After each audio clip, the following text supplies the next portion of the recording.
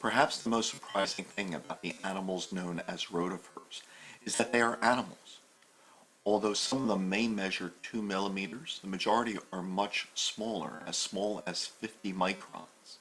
This means that many one-celled protists are larger than these animals. But nevertheless, they are animals, and not the simplest animals either. They do have bilateral symmetry, making them more complex than, say, sponges and cnidarians. They have a complete digestive tract, unlike planarians, although in males don't live very long, and they can actually lack a functional digestive tract and not be able to feed. They practice internal fertilization. Males introduce sperm into the female. The females are larger and may carry the embryo, a form of parental care. In fact, in some cases, the embryo can actually develop inside the body of the female.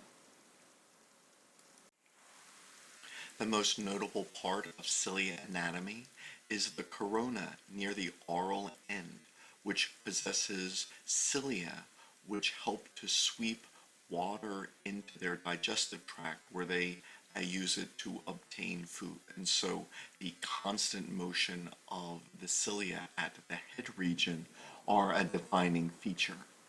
They also possess an eye spot to help them orient towards light. Their digestive tract is complete with a mouth, a pharynx with trophy.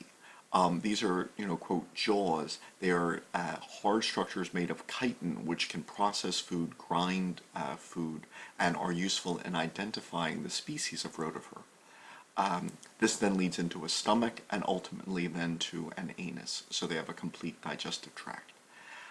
They have a foot region with a toe which can anchor to the substrate. And so while some rotifers are swimming members of the zooplankton only, and others are sessile, which attach to the substrate and do not swim as part of the zooplankton.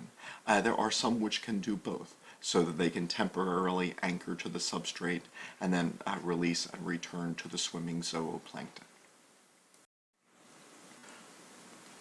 Rotifers tend to be generalists, although some species can show food preferences.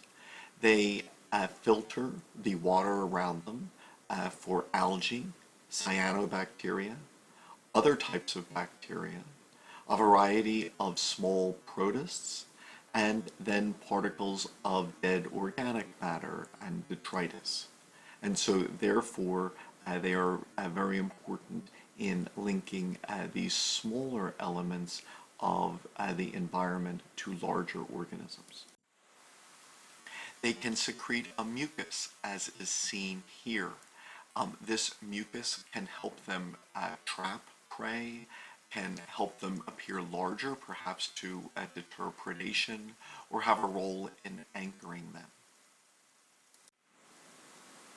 Because they are so small, their predators even include large single-celled organisms, such as large ciliates. They share aquatic ecosystems with a variety of small arthropods, such as copepods, brachiopods, and not only do these compete with them for prey, but also they can be predators. When fish first hatch, they depend on the small animals of the zooplankton, of which rotifers would be a major source of food, especially given that they are slower swimming and easier to catch than many small arthropods. And so thus zooplankton has three major elements: the small arthropods, large protists, and rotifers. And so they are very important in food chains linking the bacteria and detritus to larger organisms such as small fish.